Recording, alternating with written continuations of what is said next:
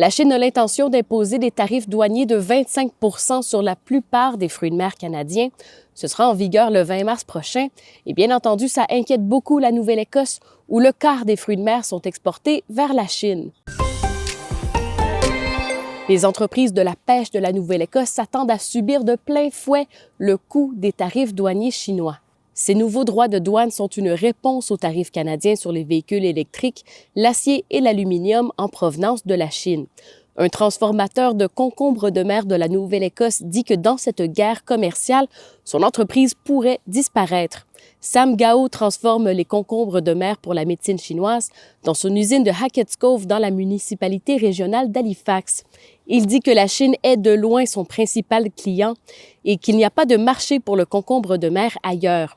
Le gouvernement de la Nouvelle-Écosse a mis de côté 200 millions de dollars pour réduire les effets des tarifs douaniers, mais il n'a pas encore décidé comment il va dépenser cet argent. Plus de 95 000 Néo-Écossais sont toujours sans médecin de famille. C'est environ 9 % de la population, mais ce sont les chiffres les plus bas depuis 2022. La province dit avoir retiré 8 400 noms de cette liste en février dernier parce que les personnes ont indiqué avoir un médecin ou un autre professionnel de santé primaire, mais sans préciser si l'ont obtenu en février ou à un autre moment. C'était votre vidéo-journal. On se retrouve demain. D'ici là, vous pouvez rester connecté sur les différentes plateformes de Radio-Canada.